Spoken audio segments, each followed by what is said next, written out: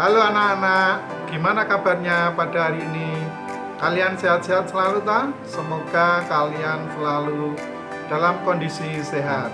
Untuk kali ini Pak Dadang ingin mengajarkan kepada kalian tentang statistika. Materi statistika kalian dulu juga pernah kalian dapatkan ketika kalian kelas 7, di mana di situ kalian sudah mempelajari statistika. Untuk kali ini pelajaran statistika merupakan kelanjutan dari materi kelas 7 yang lalu.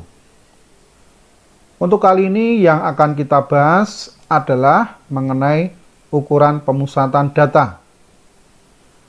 Pada ukuran pemusatan data ini terdiri dari beberapa macam, yaitu yang pertama adalah jangkauan atau rentangan.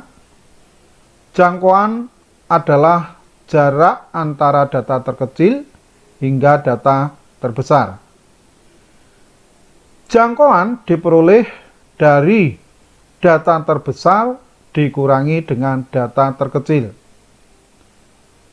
Atau bisa juga jangkauan sama dengan nilai X maksimum dikurangi dengan nilai X minimum. Kemudian untuk selanjutnya ini adalah rata-rata atau mean. Nilai rata-rata adalah sebuah nilai pada suatu bilangan yang mewakili sekumpulan data. Rata-rata yang mana disimbolkan dengan X garis atas, membacanya adalah X bar, ini diperoleh dari jumlah nilai data dibagi dengan banyaknya data. Atau boleh juga rata-rata atau X bar itu sama dengan X1 ditambah dengan X2 ditambah dengan X3 dan seterusnya, sampai dengan ditambah Xn atau nilai X terakhir. Kemudian dibagi dengan banyaknya data atau N. Dari dua ukuran pemusatan data ini, Pak Dadang akan memberikan beberapa contoh.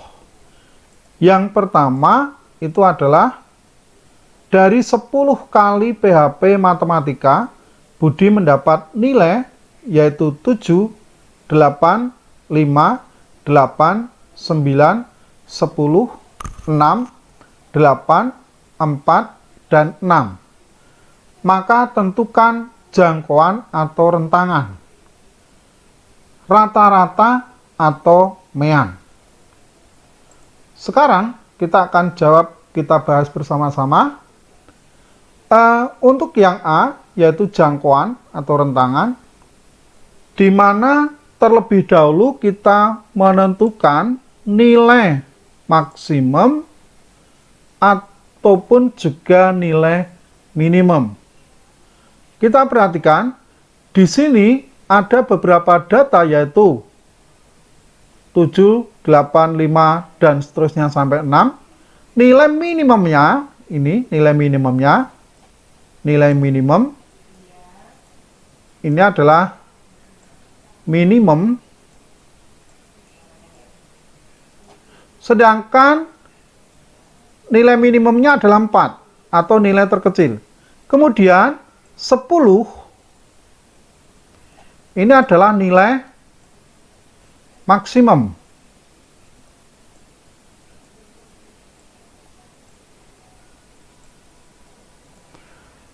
Jadi 10 adalah nilai maksimum. Maka untuk mendapatkan jangkauan atau rata-rata, ini adalah X maksimum dikurangi dengan X minimum, di mana X maksimumnya adalah 10, dikurangi dengan X minimumnya adalah 4. 10 dikurangi 4, sama dengan 6. Jadi, nilai jangkauannya adalah 6. Sekarang untuk yang B, yaitu adalah rata-rata. di mana untuk mendapatkan nilai rata-rata itu kita harus menjumlahkan 10 nilai ulangan atau nilai PHP ini. Kemudian dibagi dengan banyaknya nilai ini. Kita hitung karena di sini sudah disebutkan 10, berarti di sini ada 10 nilai. Maka untuk mendapatkan rata-rata atau min sama dengan X1 ditambah X2 ditambah X3 dan seterusnya sampai dengan Xn. Kemudian dibagi dengan banyaknya data atau N-nya. Di mana hasil penjumlahan nilainya adalah 70. Kemudian dibagi dengan banyaknya data yaitu 10. Maka nilai rata-rata Budi, ya, nilai rata-rata Budi adalah 7,1. Itu untuk contoh yang pertama. Kemudian untuk contoh berikutnya, dari hasil PHP Matematika, 30 anak diperoleh data seperti berikut. Ini dalam bentuk tabel, yaitu nilai X 4 sampai dengan 10, kemudian anak, yaitu kita simbolkan dengan F, yang mendapat nilai 4, 2 anak, 3, mendapat 5, nilai 5, 3 anak, yang mendapat 6, 6 anak, dan seterusnya. Kemudian, di sini ditanyakan, maka tentukan jangkauan atau rentangan, sedangkan yang B, rata, rata, atau mean. Kemudian untuk bagaimana kita akan menyelesaikan soal tersebut? Yaitu jawab. Di sini saya buat tabel lagi, ya. Saya buat tabel. Sebelum kita melangkah untuk menentukan jangkauan, terlebih dahulu kita lihat nilai minimumnya. Nilai minimumnya ini jelas, ini adalah 4, ya. Nilai minimumnya ada 4. Ini nilai minimum. Kemudian nilai maksimumnya yang tertinggi adalah 10. Ya, maksimum.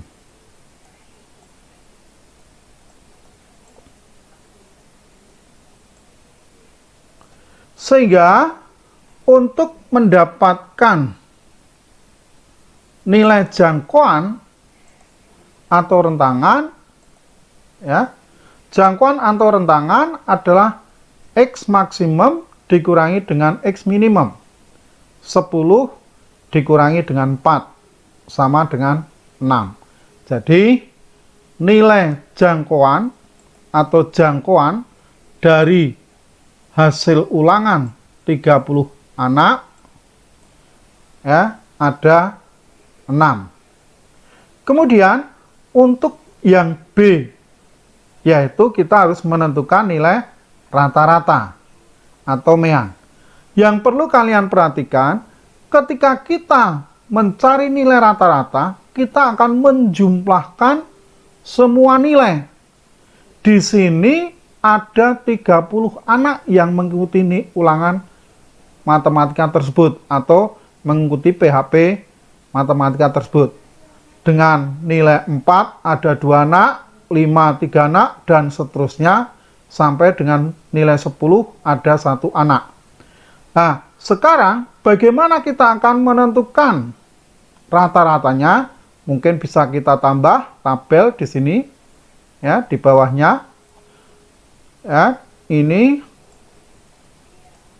kita buat tabel, kita teruskan tabelnya. Ini.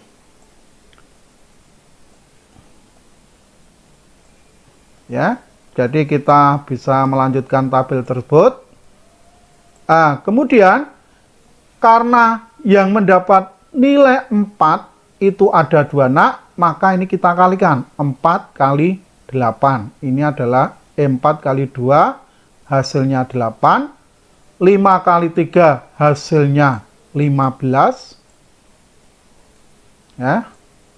Kemudian nilai 6 diperoleh 6 anak, berarti ini 36.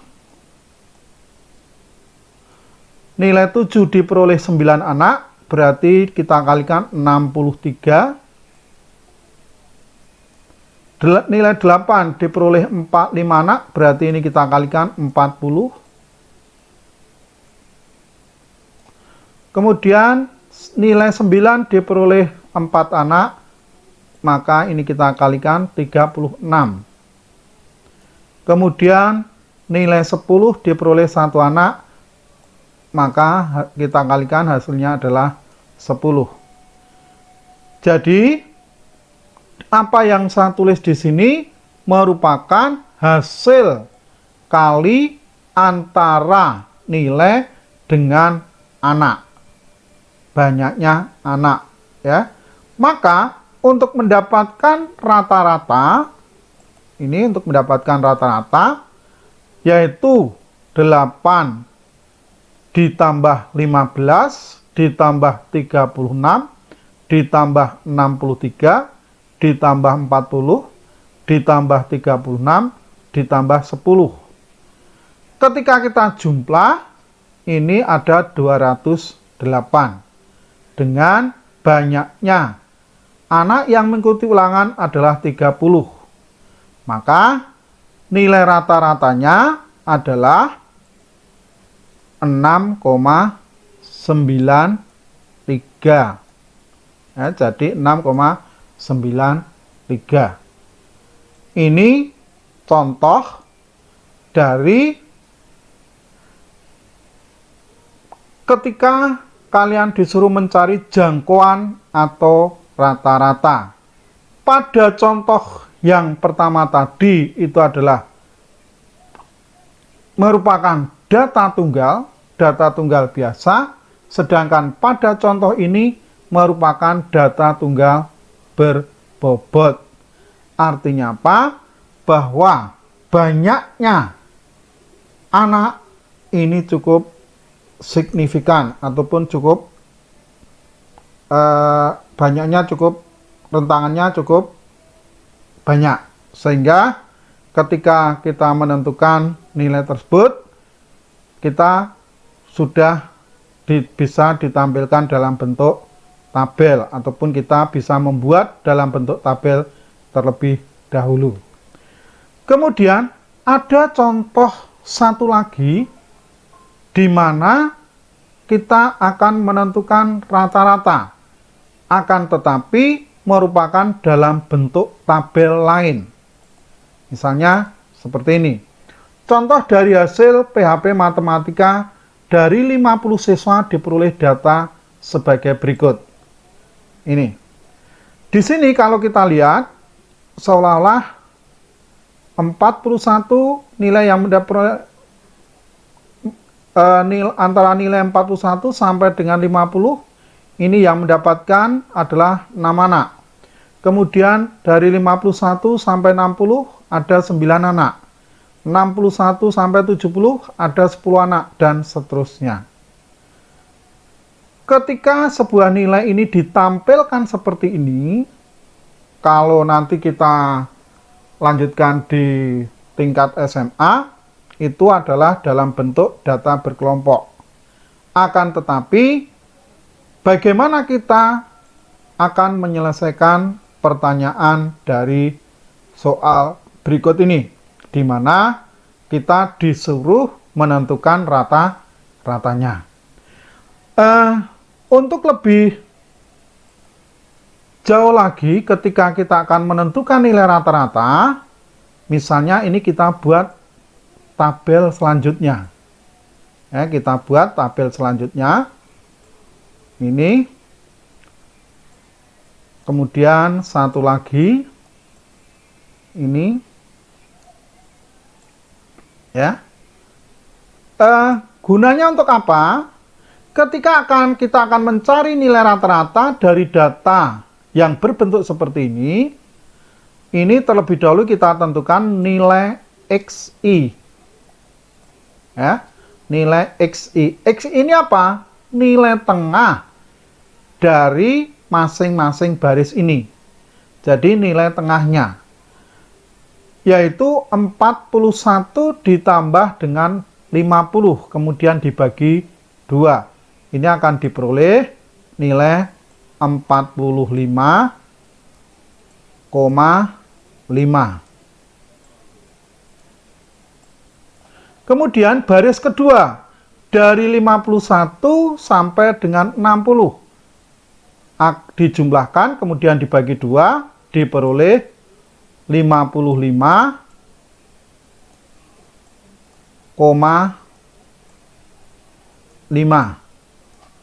Kemudian dari 61 sampai dengan 70 akan didapatkan 65,5.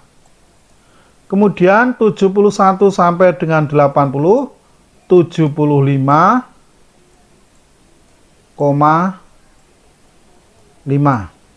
Kemudian di sini adalah 85,5. Kemudian yang terakhir 95,5. Kemudian pada kolom terakhir ini untuk apa gunanya? Yaitu digunakan untuk menentukan hasil kali antara banyaknya anak dengan nilai tengahnya. Ya berarti di sini adalah XI ya, XI dikalikan dengan F. Dengan catatan bahwa anak ini adalah disimbolkan dengan F. Sehingga kalau kita dapatkan ya ini 45 kali 45,5 kali 6 berarti adalah berapa ini? 0 kemudian 3 terus 24 tambah 3 berarti 273 ya. Jadi 45 dikalikan dengan 5 45,5 kalikan 6 0 kemudian 5 kali 6 30 33, nyimpan berarti 6 kali 4 24 tambah 3 7 maka didapatkan 276. Kemudian kita juga bisa menghitung lagi yaitu berapa itu untuk mendapatkannya 55 dikalikan dengan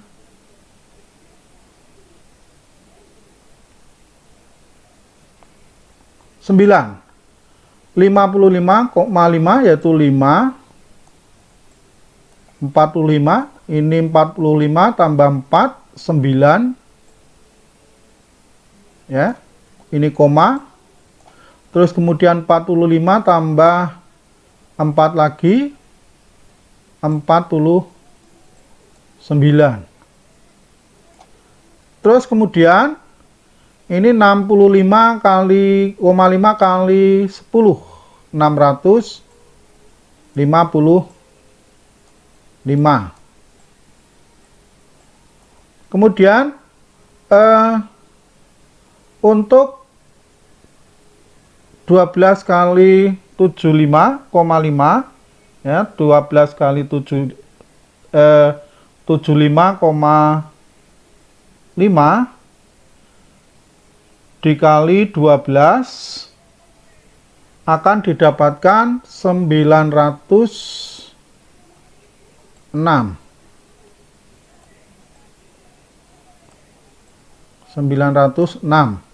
Kemudian 85,5 dikali 8 didapatkan 684. Terus kemudian 95,5 kita kalikan dengan 5 didapatkan 477,5. 477,5. Nah, dari sini XI dikalikan F ini kita jumlahkan, kita totalkan. Setelah itu tinggal kita tentukan nilai rata-ratanya. Untuk mendapatkan nilai rata-rata tersebut, untuk mendapatkan nilai rata-rata tersebut, bahwa nilai rata-rata ini adalah jumlah XI dikalikan FI dibagi dengan banyaknya data atau N. Ketika kita jumlahkan ini semua diperoleh yaitu 3.495 dibagi dengan 50. Hasilnya adalah 69,9.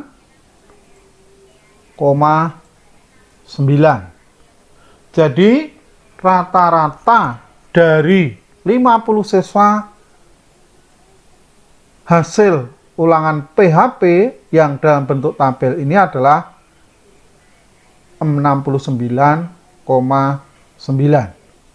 Kemudian kita akan lanjutkan contoh berikutnya. Rata-rata hasil ulangan 6 anak adalah 6,5. Jika dari 5 anak masing-masing mendapatkan nilai 5, 9, 5, 7, 5, maka tentukan nilai anak yang ke-6. Nah, sekarang untuk mendapatkan nilai rata-rata, ya, untuk mendapatkan nilai rata-ratanya, ketika kita akan menjawab, di mana rata-rata atau X-bar ini diperoleh dari ini 5 ditambah 9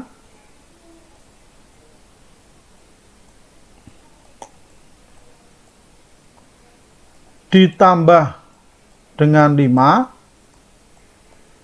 ditambah dengan 7 ditambah dengan 5, kemudian kita bagi 6. Tetapi ada satu anak, yaitu kita misalkan nilainya adalah X. Ya, jadi ini tadi terlebih dahulu kita misalkan bahwa anak ke-6 mendapatkan nilai X. Sehingga nilai rata-ratanya adalah 6,5. Ya, 6,5 sama dengan jumlahnya ini 5 ditambah 5 ditambah 5 tambah 9 tambah 5 tambah 7 tambah 5, 15 ditambah dengan 16, berarti ada 31 ditambah dengan X, ya, dibagi dengan 6.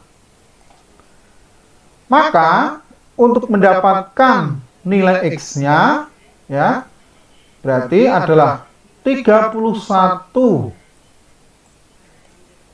plus X, ya, sama dengan 6,5, ya, dikalikan dengan 6. Maka 31 ya, 31 plus X sama dengan 39.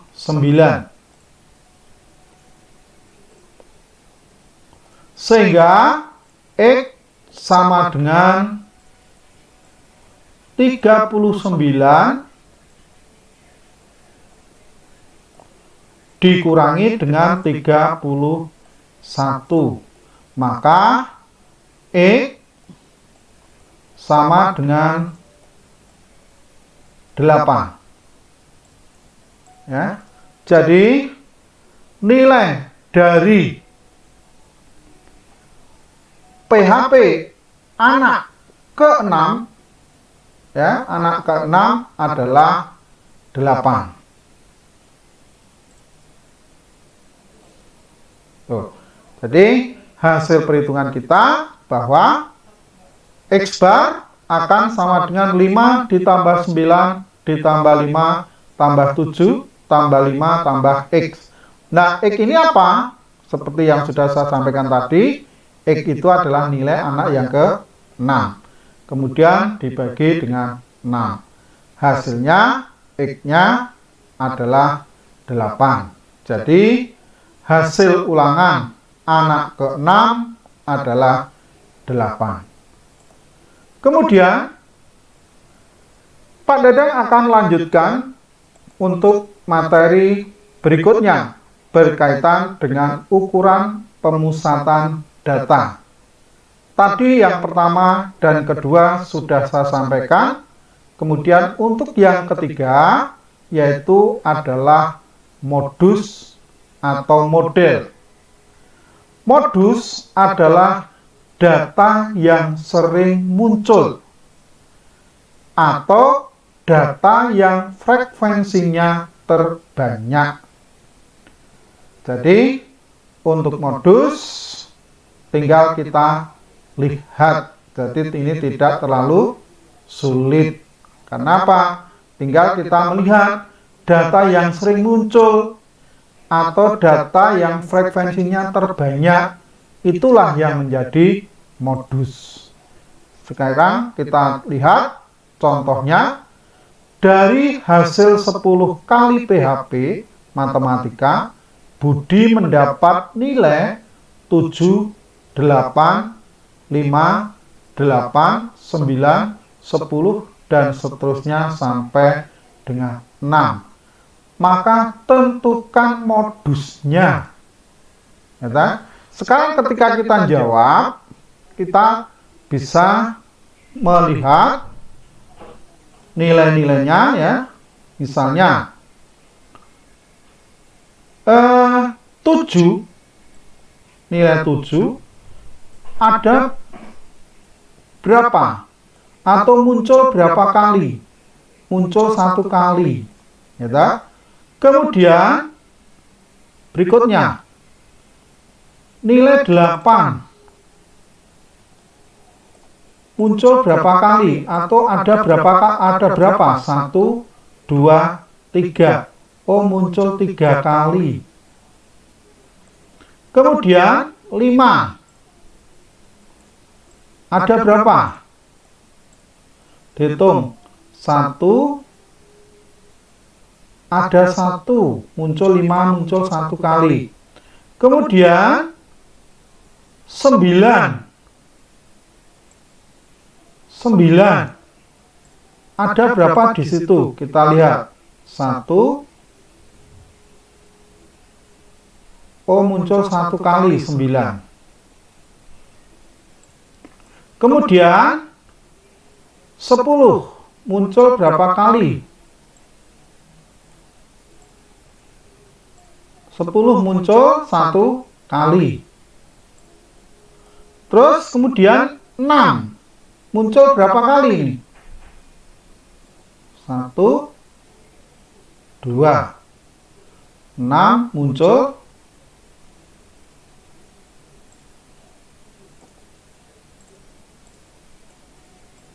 ya, 6 muncul. Coba saya hapus saja dulu ya. Ini 6. Saya hapus biar kelihatannya bagus sedikit tulisannya. 6 muncul 2 kali. Kemudian masih ada lagi enggak? Oh, 4. 4. Ketika kita lihat yaitu 4 ya, 4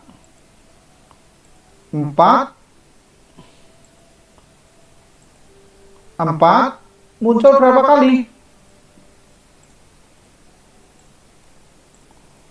4 muncul 1 kali. Sehingga kalau kita lihat di sini, dari nilai-nilai yang sering muncul itu adalah 8. Di mana 8 ini muncul 3 kali. Maka karena 8 muncul 3 kali dan frekuensinya terbanyak, maka untuk modusnya adalah 8. Ya, jadi ketika kita mau ngitung atau mau melihat modus, kita tinggal lihat kalau data itu data tunggal biasa. Tetapi kalau data tunggal berbobot, artinya apa? Bahwa setiap nilai ini frekuensinya tidak hanya 1. Bisa kita lihat nilai yang frekuensinya paling besar atau terbesar. Ini berkaitan dengan modus. Untuk ukuran pemusatan data berikutnya adalah median atau nilai tengah. Median adalah nilai tengah dari suatu data yang sudah diurutkan dari nilai terkecil atau terendah hingga nilai terbesar atau tertinggi. Bagaimana caranya kita menentukan nilai tengah atau median tersebut? Contoh, dari hasil 9 kali PHP matematika, Andi mendapat nilai 7, 8, 5, 8, 9, 10, 6, 4, dan 6. Maka tentukan mediannya. Untuk menentukan mediannya dari 9 kali PHP tersebut, kita harus mengurutkan nilai-nilai Andi dari terkecil hingga terbesar, yaitu 4, kemudian 5, kemudian 6, di mana 6 ada 2 kali, terus 7, kemudian 8, 8 juga ada 2 kali, terus 9, kemudian 10. Kemudian dari nilai PHP yang sudah kita urutkan, kita tentukan nilai yang berada di tengah-tengah. Nilai yang berada di tengah-tengah adalah nilai kelima. Berarti kita hitung 1, 2, 3, 4, 5. Maka nilai yang berada di tengah inilah, nilai yang kelima inilah yang merupakan mediannya. Sehingga median dari 9 kali PHP punya Andi, mediannya adalah sama dengan 7. Jadi mediannya adalah 7. Itu kalau kita perhatikan bahwa banyaknya nilai atau data adalah ganjil. Sekarang bagaimana kalau seandainya datanya genap? Berarti kita anggap saja Andi tidak mengikuti ulangan yang ke-9. Artinya 6 yang kedua kita hilangkan. Sama seperti sebelumnya, kita harus mengurutkan nilainya terlebih dahulu dari nilai terkecil hingga terbesar, yaitu 4, kemudian 5, terus 6. Di sini 6 hanya sekali karena 6 yang kedua tidak ikut. 7, terus 8, 2 kali, kemudian 9, terus 10. Sehingga kalau kita lihat di sini, banyaknya PHP, Andi mengikuti 8 kali. Bagaimana menentukan nilai mediannya? Untuk menentukan nilai mediannya, kita ambil nilai rata-rata dua data yang berada di tengah-tengah. Kalau kita lihat di sini, dua data yang berada di tengah-tengah adalah 7 dan 8. Atau nilai ke-4 dan ke-5. Maka untuk mediannya bisa kita lihat ini dua nilai yang berada di tengah, maka mediannya tinggal kita tentukan rata-rata dari data ke-4 dan ke-5, yaitu 7 ditambah dengan 8. Baru kemudian dibagi 2. Sehingga diperoleh 7,5. Maka median dari PHP Andi yang mengikuti sebanyak 8 kali, karena yang ke-9 tadi dianggap tidak ikut, maka nilai mediannya adalah 7,5. Untuk ukuran penyebaran data, ini adalah kuartil. Apa yang dimaksud dengan kuartil? Kuartil adalah bilangan yang digunakan untuk membagi sekumpulan data yang sudah diurutkan menjadi 4 bagian yang sama banyaknya. Jadi, kuartil itu adalah suatu bilangan yang digunakan untuk membagi sekumpulan data yang sudah diurutkan menjadi 4 bagian yang sama.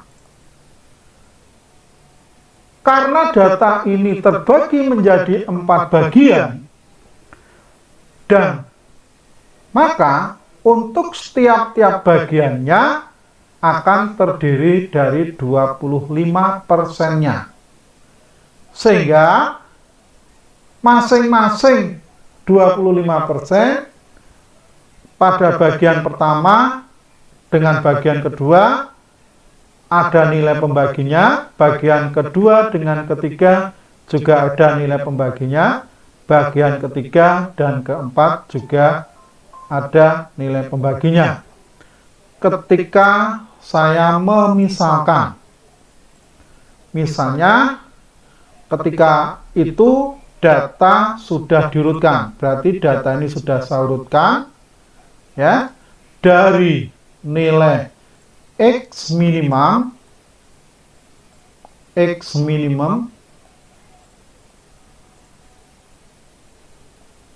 ya, dan di sini ini adalah X maksimum. X maksimum yang tertinggi, ini X maksimum. Ya, X maksimum atau X terbesar. Kemudian ini masing-masing saya bagi menjadi 4 bagian.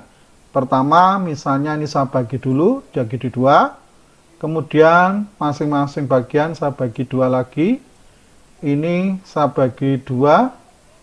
Ya, jadi Ini saya bagi 2, yang ini. Nah, ini. Jadi, ini saya bagi 2. Nah, misalnya ini. Ya. Jadi, di sini data yang sudah kita urutkan akan saya bagi 2 ya. Ini masing-masing 25%. Ya.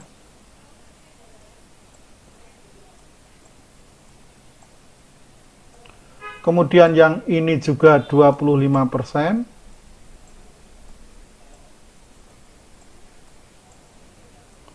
Ini 25%.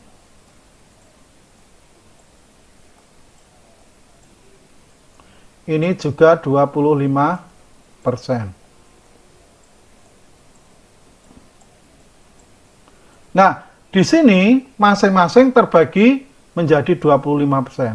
Sehingga pembatasnya, misalnya bagian pertama dengan bagian kedua, di sini ada pembatasnya, yaitu ini. Ya, maka ini bisa disebut sebagai kuartil 1 atau Q1. Ya, atau bisa juga Q kuartil bawah. Sedangkan antara data kedua dan ketiga ini juga ada pembatasnya. Ini merupakan kuartil kedua.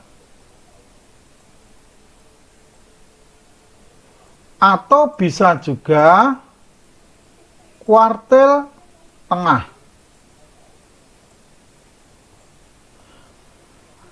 Atau seandainya kita kaitkan dengan yang tadi, yaitu Q2, Q tengah, ini merupakan nilai mediannya. Ya. Sedangkan batasan ketiga dan keempat ini adalah Q3, atau bisa juga dengan Q atas, kuartil atas. Ya. Jadi ini kuartil adalah suatu bilangan yang digunakan untuk membagi sekumpulan data yang sudah diurutkan menjadi 4 bagian yang sama besar. Masing-masing bagiannya terdiri dari 25%.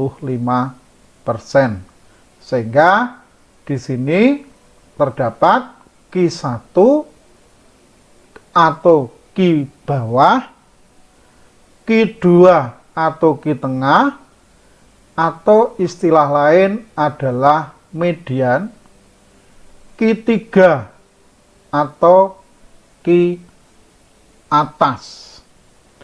Ini berkaitan dengan kuartil.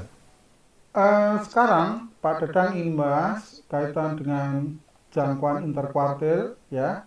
Jangkauan interkuartil adalah selisih antara kuartil atas dan kuartil bawah. Jangkauan interkuartil adalah kuartil atas dikurangi dengan kuartil bawah.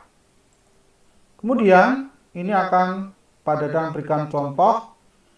Dari hasil 9 kali ulangan PHP, 9 kali PHP matematika, Andi mendapatkan nilai 7 dan seterusnya sampai dengan 6. Maka tentukan kuartil bawah atau Q1, Q2, dan Q3. Nah, sekarang bagaimana kita akan menentukan kuartil bawah atau Q1, Q2, dan Q3. Dan juga nanti yang B adalah jangkauan interkuartilnya. Sekarang untuk mengerjakan yang A terlebih dahulu, ya, kita harus mengurutkan data terkecil hingga data terbesar. Ya, data terkecil hingga data besar yaitu 4, terus kemudian 5, ada 1, kemudian 6, terus ada 2, 6, kemudian 7, terus 8, kemudian 8 lagi, terus 9, kemudian 10. Jadi kita hitung 1, 2, 3, 4, 5. Ketika kita akan menentukan kuartil 1, kuartil 2, kuartil 3, atau Ki A, Ki B, Ki T, dan Ki A. Terlebih dahulu kita tentukan data ini kita bagi 2 terlebih dahulu. Ketika data dibagi 2, nilai yang berada di tengah-tengah adalah 7. Di mana 7 ini membagi 9 data ini menjadi 2 bagian yang sama besar, masing-masing mendapatkan 5 data, yaitu data pertama dan data kedua. Karena ini merupakan nilai tengahnya, maka ini bisa dikatakan sebagai Ki tengah. Berarti Ki tengahnya atau Ki 2-nya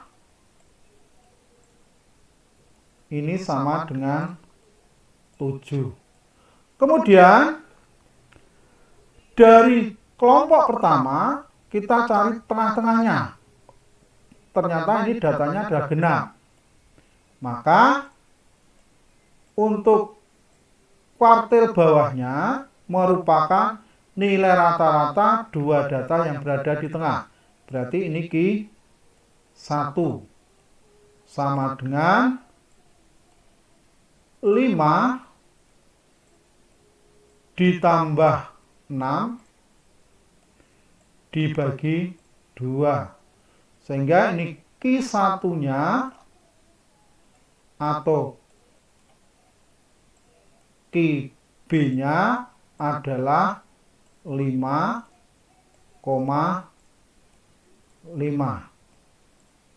Kemudian bagaimana dengan Ki 3 atau Ki atas? Ki 3 atau Ki atas. Sama pada kelompok kedua juga terdiri dari data genap. Maka merupakan nilai rata-rata dari 2 data yang berada di tengah. Ini adalah untuk Ki 3. Ki 3 atau Ki atas.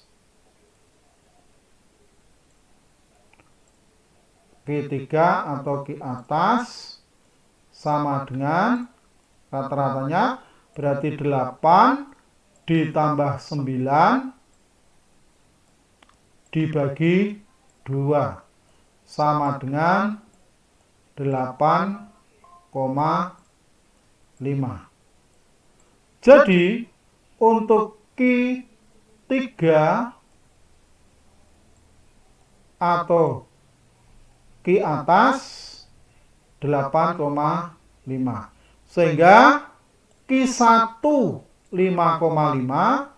Ki 2 7, Ki 3-nya atau Ki atasnya adalah 8,5. Sekarang bagaimana dengan jangkauan interkuartilnya yang B? Ya. Jadi jangkauan interkuartilnya untuk yang B, ya, jangkauan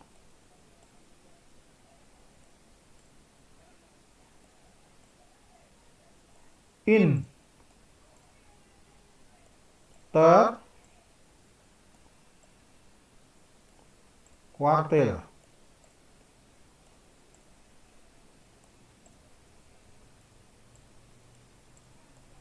Ya, ini sama dengan Ki 3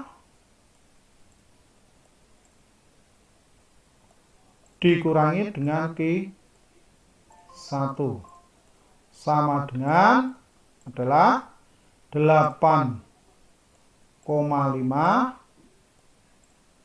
dikurangi 5,5 sama dengan 3.